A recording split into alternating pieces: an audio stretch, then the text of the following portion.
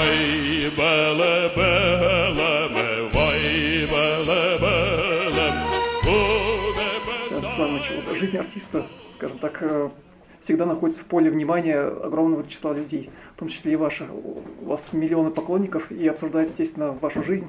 Известно, что у вас старших дочерей зовут Вера, Надежда, ну, такие больно характерны для русских имен, а младших уже там Аиша, там, Султан, ну, скажем, простите, все. Асылбике, Да. Айшабике, Айша, Асылбике, да, Марьям. Вот. Марьям Атила. Такие характерные более мусульманские, более тюркские имена. Да. Вот почему такой поворот, казалось бы, от вот таких русских татарским мусульманским именам? Ну, потому что я женился очень рано. Это еще были фактически 60-е годы. И у меня сейчас моей старшей дочери от первого брака уже сколько лет?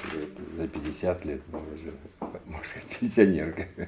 А я в то время был комсомольцем. Образование у меня было в русской школе, учился в консерватории, ну, все было на русском языке.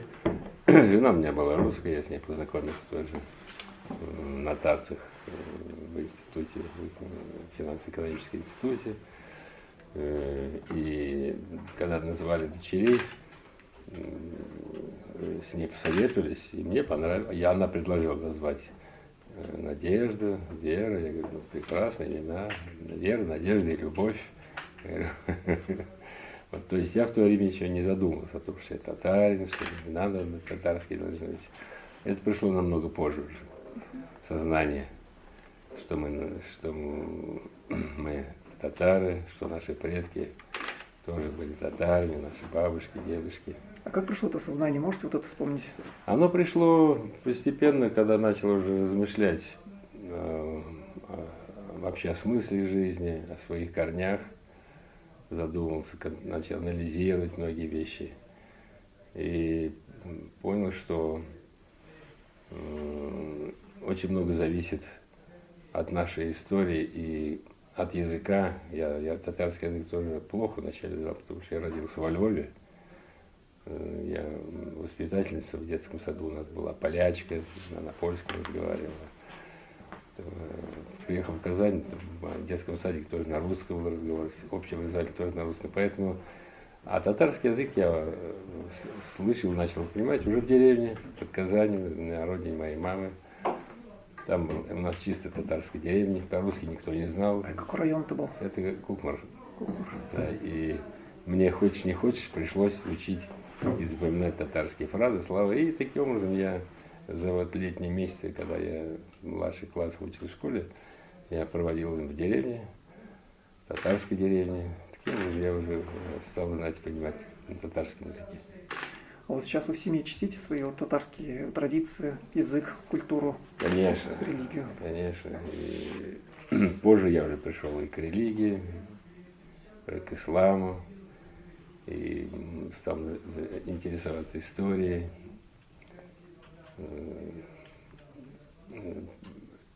И понял, что духовная составляющая, а религия это все-таки духовная составляющая человека, это главное в жизни нашей, это то, что дает человеку самый главный базис в его построении его жизненного пути. И поэтому религия вообще должна присутствовать уже при рождении. Она должна быть в детском саду, должны какие-то основы даваться детям в школе, естественно. Потому что мы-то, к сожалению, были безбожники, мы же были комсомольцы, люди, которые ходили в мечеть, в основном ходили пожилые люди, бабаи. Мы над ними так подтрунивали, смеялись.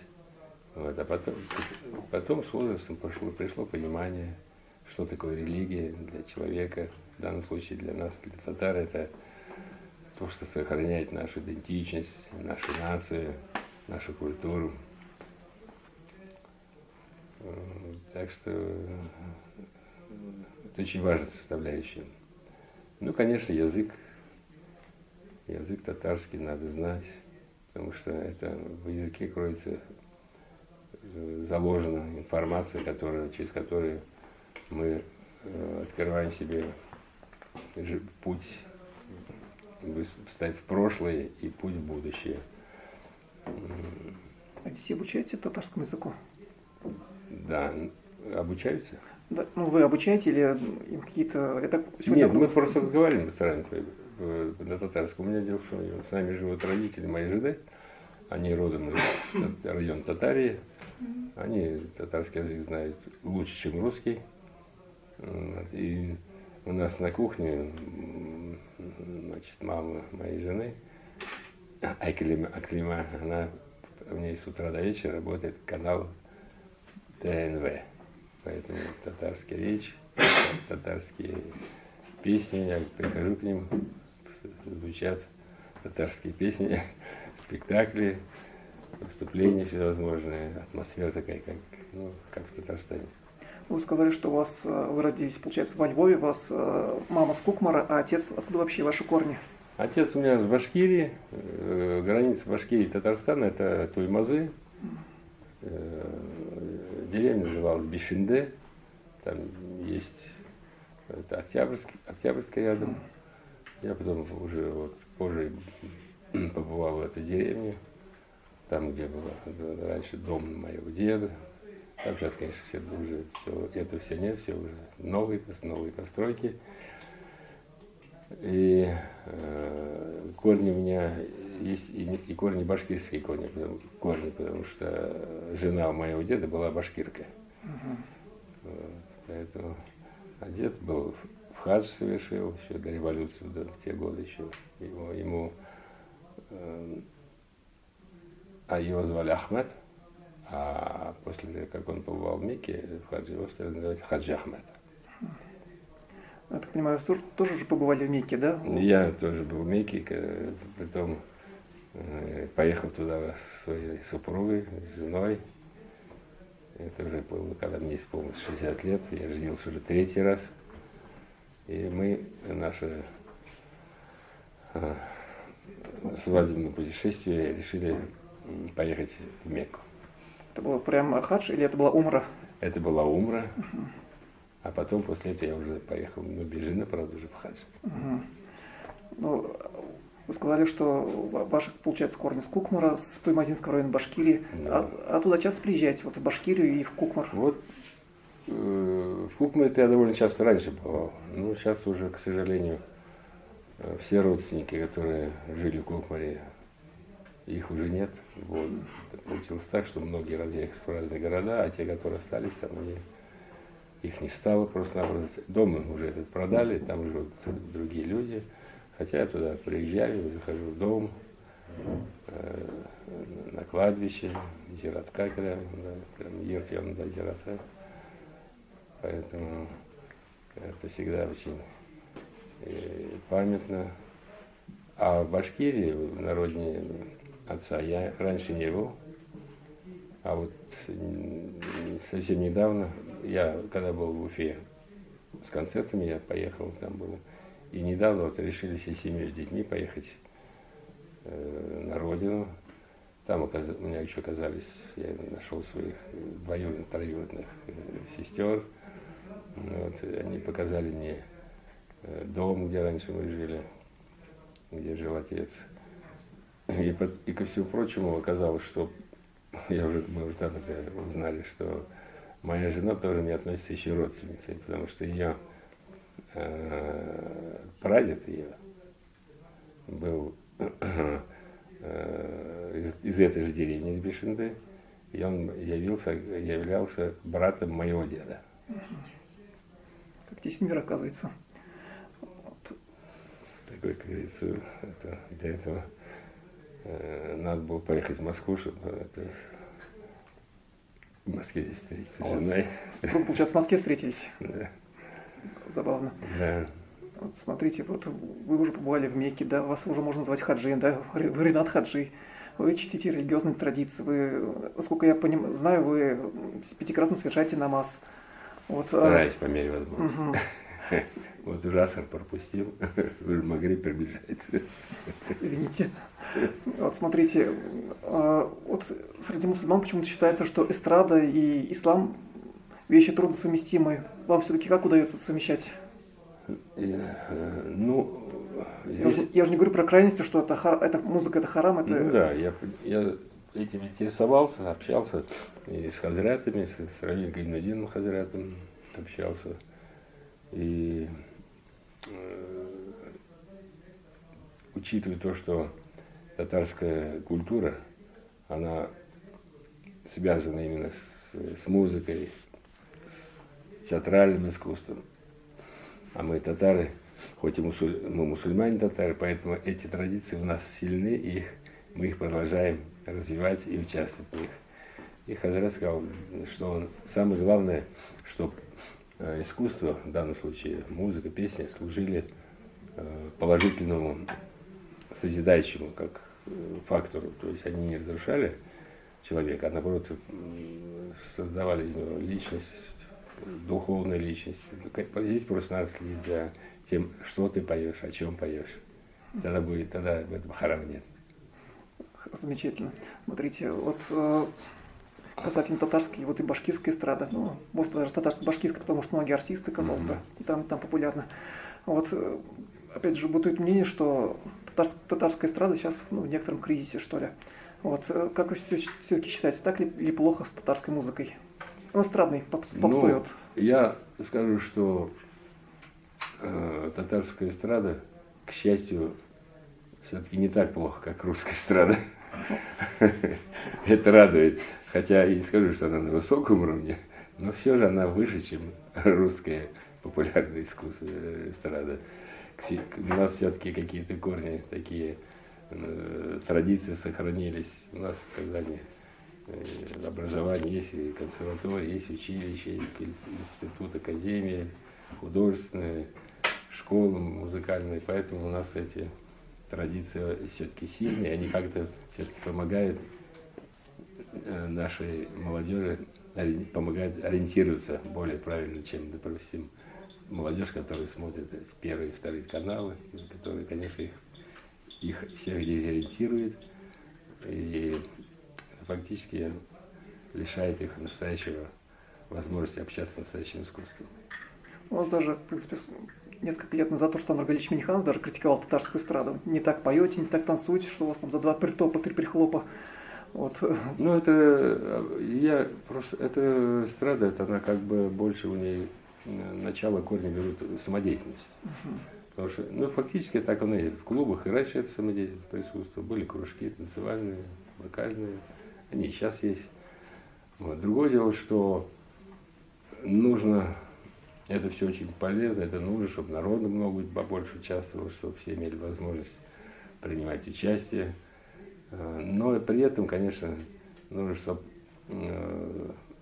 большая работа шла по популяризации серьезной музыки, серьезных песен, серьезного искусства. Это опять тоже делается через телевидение, через радио. Конечно, если с утра до вечера будет по радио звучать татар-жире в таком полусамодеятельном исполнении, это, ну, уровень слушателя, это довольно такой, ну, сказать, народно-деревенский. Это, ну, что поделаешь, потому что спрос диктует предложение. 80% народа у нас именно такого уровня потребителя, а 10% городского населения, которое разбирается в искусстве, культуре, они, конечно, не могут повлиять на то, чтобы... Но это должно делаться специально, должна политика такая вестись, руководством республики, города, проводиться фестивали, конкурсы, всевозможные акции, которые популяризировалась бы и музыка такая и зарубежная, и классическая, и лучшие образцы зарубежной и классической эстрадной музыки можно было бы слышать и ориентироваться на эти произведения. А кто у вас любимые татарские исполнители? Вообще есть ли такие? Дело в том, что в Татарстане очень много певцов хорошими голосами. И вот из всего большого такого количества певцов, которых я даже на сегодняшний день имена так не знаю, в лицо-то еще многие знают, что не говорят. Раньше так было, допустим, певцов было там 10, 15, 20 от силы на весь Татарстан. Но это был все-таки уровень, это в основном были выпускники консерватории, Про училищ. Ильгама Шакиров говорите? Ильгам Шакиров в консерватории обучался. Ну, любой уровень был высокий. Или кто-то даже, если из народной среды выходил и становился популярным, все равно это там были очень сильные природные данные. Допустим, Хамдуна Темиргалиева, ну, как пример, просто говоря, она ведь как бы из народа вышла, но она настолько была наделена такими качествами мощными, природными, что она, я считаю, что она могла выйти на мировой уровень, по идее. Я об этом сразу, когда первый фестиваль я начал проводить в Казани, международный, она пришла, участвовала в фестивале. Я впервые ее услышал, и я даже просто был восхищен, как певица. И я подумал, что если эту певицу взять и дать ей возможность популяризацию такой мировую дать, то она могла стать звездой такого, как класса уровня, как Элла Фиджеральд, допустим, американка. Потому что она это имела все эти возможности. Но у нас этим никто не занимался в Татарстане, да и сейчас толком не занимается. Все варится на уровне такого вот татар-жира. И все внутри котелка казанского, и все идет. Ну, населению нравится, в деревне нравится. Поэтому выход, конечно, на какой-то такой большой счет мировой уровень, конечно, с этим трудно выйти. Вот, Ренат Исламович, я обратил внимание просто, вот в том же татар-жиры, вообще в целом на татарской эстраде очень много выходцев из Башкортостана. Как оказалось, даже ваш корень тоже из Башкортостана. Там, не знаю, Салават Фатидинов, Айдар Галимов, там, Да. Ханеф Фархи, там про молодежь тоже вообще молчу, все эти Элвин Грей, там, Решат Тухватуллин. Реально очень много выходцев из Башкортостана там занимают какие-то места на этих фестивалях. Вот как там уже говорят даже про какой-то такой феномен, как башкирская волна на татарской эстраде. Ну, это я скажу, в чем дело. Здесь люди, которые живут в Башкирии, даже не обязательно в Башкирии, а просто татары, живущие в Башкирии, они как бы на них влияет еще менталитет народа. Башкиры, они более, как сказать, более свободны, чем татары. Татары всегда испытывали давление, это по истории, поэтому запрещались в свое время, когда шла христианизация, там песни запрещались, танцы запрещались, игра на инструменте, поэтому фактически мы же из большой вот этой культуры древней в народе сохранились вот народные мелодии, которые пришли из 1000 лет назад. А так, по большому счету, искусство оно было задавлено. А башкиры, они жили в горах, в степи, в юртах, они более свободны были, так же, как казахи, кстати. И поэтому у них это наложило отпечаток на их, на музыке, на их исполнении. И в башкирских песнях у них более дух сильнее, свобода, ощущение полета есть. Вот и когда башкирский он слышит. У нас, к сожалению, вот народ испытывал большое такое историческое давление, и все это сказалось. А что такое мон, вот это, о котором Мон, говорят? это вот эта тоска. Все-таки тоска. Тоска, конечно. Вот сидит и тоскует. И вот он, потом он не громко поет, громко нельзя было петь, допустим. Вот он в полголоса мелизмы красивые делает и кайфует. Он от тоски, что трудно, плохо. Вот мы родилась это. А башкир, он выходит на коне вверху, он поет открыто, горы, у него другая энергетика другая. Вот чем отличается башкирские песни. Замечательно. А почему вот так редко приезжаете в Татарстан, Башкортостан? Вот вас очень редко видим вот на родине, исторической родине. Да я там бываю, но просто с выступлениями концертными не совсем получается. Как бы... Уверен, вы там собирали бы аншлаги. И не меньше того же Элвина Грея с Салаватом. Возможно. Но я все-таки, как бы, если так сказать, более на мои концерты ходит более, ну, как бы интеллектуальная публика больше, ну, которые... В Татарстане не хватает интеллектуальной публики? Нет, есть, почему, но в принципе, когда меня это спрашивают, я говорю, это не от меня зависит. Я всегда с удовольствием приеду, это просто зависит от организаторов. Если есть организаторы, которые организуют, хотят организовать, Наверное, может быть, раз нет частого приезда, значит невыгодно приглашать, значит, есть какие-то другие исполнители, которые более выгоднее, которые могут сбор больше сделать. То есть, если Казань организует там или Уфа, вы с удовольствием приедете? Да, конечно, проблем нет. А вот, кстати, вот вы здесь живете в Москве, да? Я так понимаю, общаетесь тоже с татарами, да? А вот когда вы за Татарстан болеете, например, когда Рубин играет, или когда хоккейный Акбарс, или Уникс баскетбольный? Я, к сожалению, я болею, естественно, но я в основном смотрю какие-то крупные такие финальные встречи, когда уже играют высокопрофессиональные клубные команды. Отборочные встречи я не смотрю. Вот. А когда уже высокопрофессиональная команда играет, там, конечно, уже наблюдаешь, получаешь удовольствие. А вообще я любитель более виды спорта, где не массовых таких, как футбол, там, хоккей, а там, где человек и личность человека проявляется наиболее ярко.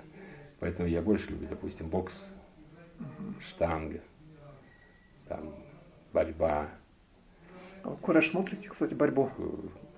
Борьба на пресах, вот, татаро-башкирская. Конечно, я выезжал много раз на эти конкурсы спортивные. Ну, как певец, я там пел о спорте, о борцах песни и смотрел эти соревнования. Поэтому мне больше нравятся такие виды спорта, где человек сам проявляется вот во всей своей, говорится, все, его психология, его настрой, его уровень, его интеллект, бокс, допустим. Да. Вот. Мне виды спорта больше нравятся, чем когда 40, там 20 человек гоняет один мячик. Как говорят, там футбол — это такой вид спорта, где 2 миллиардера смотрят, как 22 миллионера гоняют мячик. Да, ну, еще это, я менее, но все-таки подвержен вот этому спортивному экстазу, кстати. Чтобы сидеть на трибуне там и выражать свои чувства, эмоции там в таком вот. Я более спокойно отношусь. У меня характер такой. Вот, поэтому, хотя я говорю, особенно наши команды национальные, всегда смотрю на футбол, хоккей. Но с меньшим интересом. Вот когда идет, допустим, бокс или борьба, это меня больше привлекает. Или штанга. Штанга — это тоже интересный вид. Наблюдать за человеком, как он готовится преодолеть какой-то рубеж, который он никогда не преодолевал, как он настраивается, наблюдать за его лицом, за его психологическим настроем. Вот это меня больше привлекает. Вот перед концертом вы тоже, наверное, настраиваетесь?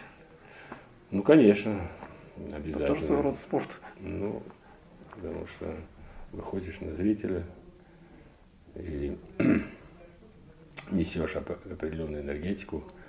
Поэтому я стараюсь, чтобы люди, придя на мой концерт, получили удовольствие, отдохнули, получили положительные эмоции. Тем более в начале концерта всегда говорю, что у вас сегодня будет не просто концерт, который доставит вам эстетическое удовольствие, но ко всем прочим и будет концерт, в котором вы получите лечебные, чуть не все лечебные свойства. То есть у вас, допустим, если сейчас болит там живот, рука, давление, там какие-то болячки есть, к концу концерта у вас все будет в порядке, болезни все отойдут у вас. У вас спит Кашпировский с Чумаком. Да. И так оказывается, и в конце, когда спрашивают, говорят, все, ничего, все в порядке, все, давай еще пусть. Ничего у нас не болит, да. Лечебное свойство музыки, Да. в том числе татарской. Ну это правильно, я-то просто этим интересовался, это вибрация голоса, это вибрация. А вибрация, она может разрушать, а может созидать. Вот. И есть голоса, которые разрушают человека, допустим. Есть голоса, которые, оздоравливают человека. Мне очень интересно рассказал мой приятель, это ведущий, Владимир Березин, ведущий, телевизионный ведущий, концерт ведет часто. Мы с ним довольно часто встречаемся на концертах. И он говорит, ты знаешь, я загрузил в свой компьютер программу, которая выявляет, какие голоса наиболее полезны для человека. Такая программа есть. программы. и он загрузил туда, значит, голоса на российских исполнителей, известных, зарубежных, мировых звезд, и меня в том числе. И компьютер выдал, что твоя вибрация твоего голоса наиболее полезна, чем остальные вибрации остальных певцов, исполнителей. Что мы с вами с ним разговариваем, нас оздоравливаете. Да. Вот. И я поэтому, когда на концерте говорю, что сегодня мы будем еще, по всем прочим, еще и оздоравливаться. Вы же на концертах поете татарские песни. Вот все-таки. Разные пою на естественно. на всех разных языках. Естественно, да. Вот эту вот татарскую часть, это вы сами решили все-таки включить, или это ваши организатор концертов просто, или это от зрителей идет? Нет, я обязательно включаю, даже для того, чтобы хотя бы познакомить зрителей с национальной песней татарской, чтобы они услышали музыку. И надо сказать, что я-то беру в основном такие образцы уже нашей или классики, или же народные, ну, такие самые сильные образцы. И всегда, когда исполняю, после этого весь зал аплодирует, я говорю, так шучу, говорю, у меня такое впечатление, что в зале одни татары собрались. То есть... Ковырни любого русского, тут говорится. Нравится людям, всем зрителям слушать, поэтому... Ну, также мы же слушаем на итальянском, на английском, почему будем татарском послушать, слушают и потом получать удовольствие. Уж, конечно, много времени ваше заняло. У меня такой последний, наверное, вопрос. Вот сейчас стартует перепись населения. Вы, вероятно, всего запишетесь с татарином, я тут даже не сомневаюсь. Конечно, какие сомнения могут быть. Вот, а какой... Больше того, я скажу, что я никогда, в общем-то, об этом не говорю, ни в передачах, ни со сцены не говорю, что я татарин. Но всегда народ знает все равно, меня знает и по песням, и творчество знает мое. И после концерта, когда ко мне подходят, там брать автограф, и какие слова говорят, всегда каждый, значит, пытается мне сказать, что вот у него родственник тоже татарин. Повод для гордости. Да, это приятный такой факт. А вот родной язык вы какой укажете? Вы все-таки татарский для вас, вы, как сказали, освоили уже более во взрослом возрасте. Да, татарский язык я более поздний уже, когда уже, мы же после Львова поехали в Казань. И вот уже я когда учился в школе, в средних классах, я ездил на лето вот в Кубмурский район, на родину моей мамы. Вот тогда я стал уже понимать и разговаривать на татарском. Конечно, позже уже. А в переписи указываете все-таки родной язык татарский? Татарский, конечно. Потому что с возрастом начинаешь ощущать свои корни, тягу. Поэтому оно не от того, что я просто для какого-то такого спортивного интереса там, или чтобы поучаствовать в данном случае переписи. А действительно я ощущаю, что татарский язык, он родной язык. Вот. А русский язык это мой тоже как бы по жизни получился второй язык, на котором я получил образование, учился в консерватории, знакомился с мировой культурой, с литературой. Это уже на величайших образцах, которые написаны на русском языке, наши классики, которые писали замечательные свои романы. Это уже русский язык, который открыл для меня большую культуру, пласты огромные. Арабский язык вы начали изучать или... Арабский язык я пытался несколько раз начинал, потом сует, опять забрасываю, опять все забывается. Так, чтобы начать и выучить, так мне никак не дается все. Я раза 3-4 начинал. Меня, кстати, арабскому языку еще в свое время начал учить Ильхам Шакиров, когда в Казани мы с ним общались, и он мне первые уроки арабского языка давал. Как у нас говорят, там вот у мусульман обучаться можно, там нужно от колыбели до могилы, дай бог и вы освоите. Ну, я все надеюсь, потому что это читать Коран в оригинале на арабском языке, это, конечно, великое счастье, и просто к этому, конечно, к этому надо прийти, заставить, найти время. И это, конечно, великое дело. Рахмат, у меня вопросы завершились. Спасибо большое вам за беседу.